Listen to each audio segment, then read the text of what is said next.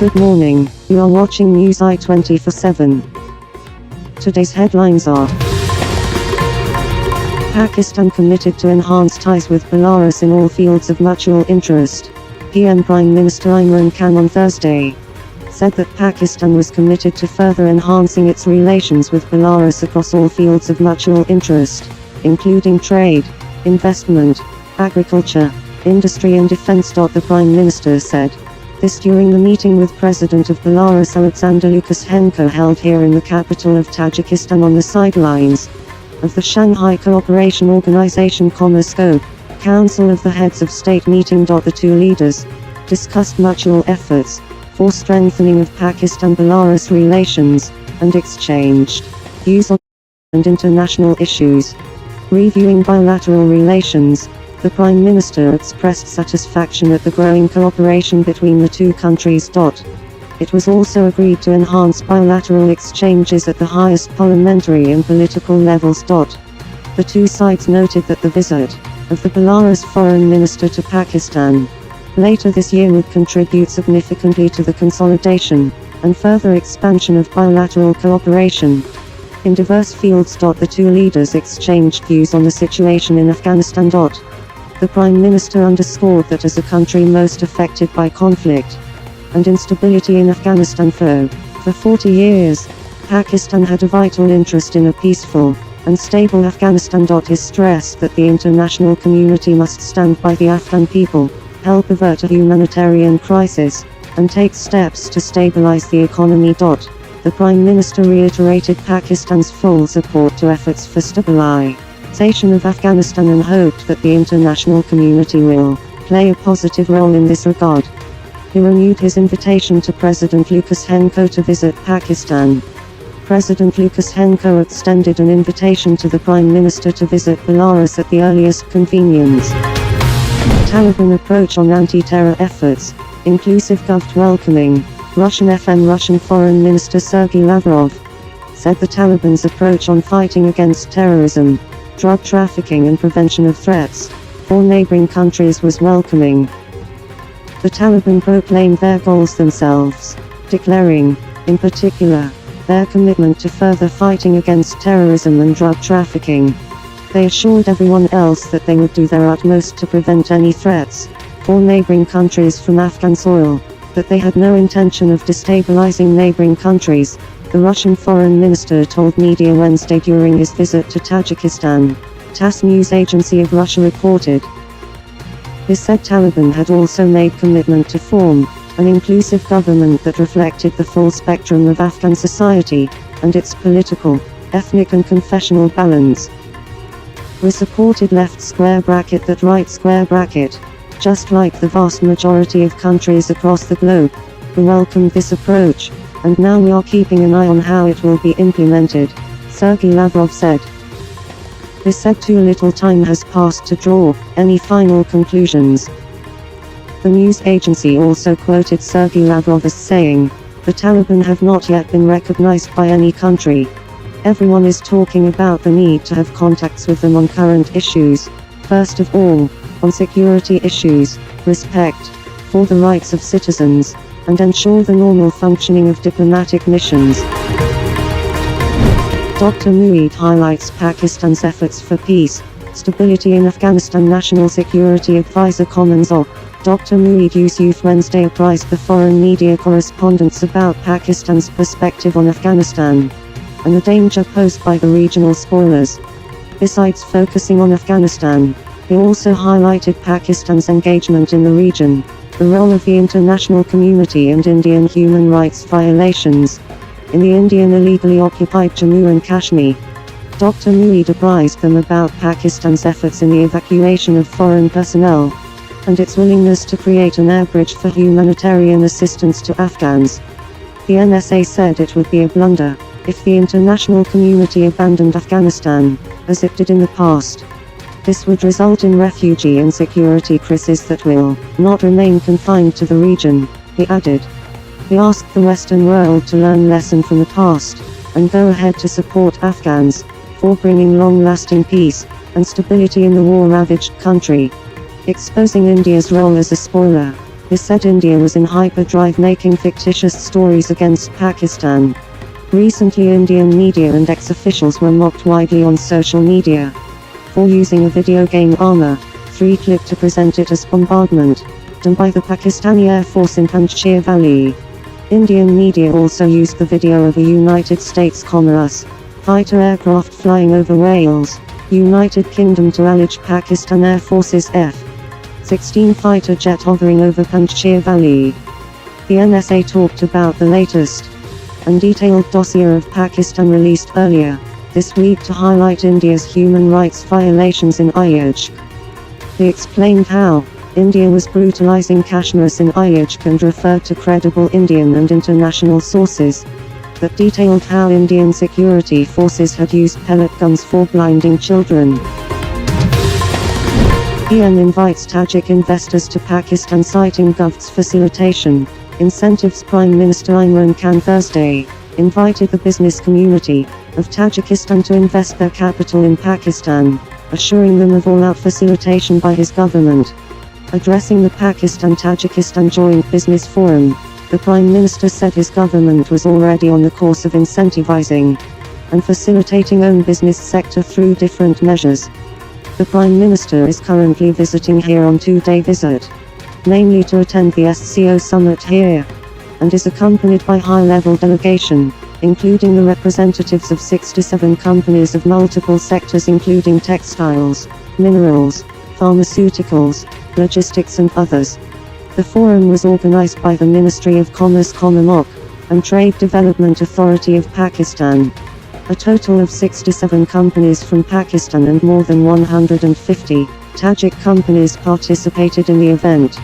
A large number of B2B meetings were held among companies representing textiles, pharmaceuticals, leather, fruits and vegetables, processed food, transport and logistics, construction, education, tourism and mining. 15 MOUs were signed for joint ventures, and many orders were booked by Pakistani exporters. The Prime Minister, who was accompanied by his commerce advisor Abdul Razak Daud, praised Tajikistan's cheap and clean energy, particularly hydroelectricity, saying unfortunately we have very expensive electricity in Pakistan. The Premier said work on the Casa 1000 power transmission line would be expedited so Pakistan too to achieve benefit from clean energy. He told the Tajik business community Pakistan was a 220 million nation and a huge market for investment and invited them to invest in Pakistan, assuring them all-out facilitation for benefit of the two countries. He said the current Pak-Tajik trade was a minuscule and far below than the existing potential, and the Tajik investors, as they come to Pakistan. Pakistan has vital stake in Afghanistan peace, stability. High Commissioner Moza Mohammad Khan on Thursday stressed that Pakistan, as a country, most affected by decades-long instability in Afghanistan, had a vital stake in peace and stability in that country. Pakistan not only continued to host over 4 million Afghan refugees, but had also suffered 80,000 casualties and economic losses of $150 billion due to conflict in that country, he added. On behalf of Foreign Minister Makhdoom Shah Mahmood Qureshi, High Commissioner Moza Mohammad Khan, who is also the accredited representative of Pakistan to the Commonwealth, represented Pakistan at the annual Commonwealth Foreign Affairs Ministers meeting held virtually. In his address to the Commonwealth Foreign Ministers, the High Commissioner shared Pakistan's perspective on the situation in Afghanistan, and the role being played by Pakistan in supporting evacuation and humanitarian relief efforts. A press issued by Pakistan High Commission in London said. The High Commissioner underscored that today, there was finally an opportunity to put an end to the 40-year war in that country and enable the Afghan people to reconcile and rebuild. The humanitarian situation posed a challenge. Afghanistan stood on the brink of a catastrophe with 18 million Afghans in dire need of assistance. At the same time, it was imperative that Afghan soil was not used to harm any country. They called on the international community to avoid the mistake of abandoning Afghanistan, adopt a pragmatic approach, and sustain engagement. At this critical juncture, The Afghan nation must be helped to walk firmly along the path of peace, progress and prosperity. United States in regular touch with Pakistan on Afghanistan. State Department United States is in regular contact with Pakistan on Afghanistan, and the two countries have discussed the issue in some detail. State Department spokesman Ned Price has said, "We have been in regular touch with Pakistani counterparts as well as Pakistani leadership. We've discussed Afghanistan in some detail," he said in reply to a question at his daily press briefing on Wednesday about Secretary of State Antony Blinken's statement that the United States was reviewing its relationship with Pakistan.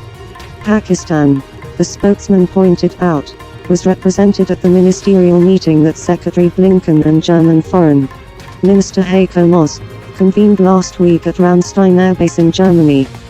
Pakistan contributed to that forum, echoed much of what we heard from other participants, Price said.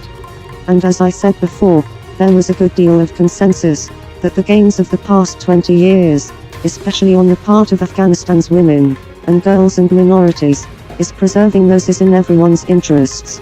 He said that easing the humanitarian plight of the people of Afghanistan is in everyone's interest, adding that includes Pakistan as well as countries that may be farther afield. The spokesman noted that Pakistan had frequently advocated for an inclusive government with broad support in Afghanistan. What the Secretary Blinken was referring to yesterday is that we are going to continue to look to Pakistan and to other countries in the region to make good on their public statements, to in different ways step up to support the people of Afghanistan, and to work constructively not only with us, but the international community to see to it that the priorities that we share, and that includes the humanitarian concerns, it concerns the rights and the gains of the Afghan. U.N. says world likely to miss climate targets despite coronavirus pause in carbon emissions. The United Nations released a report Thursday warning that the coronavirus pandemic has not slowed the pace of climate change, as carbon emissions are back to 2019 levels. Greenhouse gas concentrations are now at record levels, and the planet is on path towards dangerous overheating, according to the multi-agency climate report. The landmark, United in Science 2021 simple quote, warned that there is no sign of growing back greener, as carbon dioxide emissions are rapidly accelerating, after a temporary blip in 2020 due to COVID, and nowhere close to the targets set by the Paris Climate Agreement. We have reached a tipping point on the need for climate action. The disruption to our climate and our planet is already worse than we thought, and it is moving faster than predicted, UN Secretary General Antonio Guterres underscored in a video message. This report shows just how far off course we are, he added. According to scientists, the rising global temperatures are already threatening devastating extreme weather events around the world, with escalating impacts on economies and societies. For example, billions of working hours have been lost due to excessive heat. We now have 5 times the number of recorded weather disasters than we had in 1970, and they are 7 times more costly.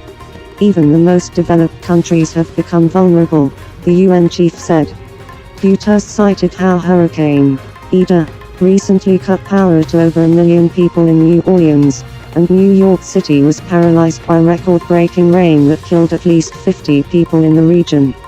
These events would have been impossible without human-caused climate change. Costly fires, floods and extreme weather events are increasing everywhere. These changes are just the beginning of worse to come. Thanks for watching Newsi 24/7. For more news visit our website on www.newsi247.tv or follow us on Twitter, YouTube and Facebook.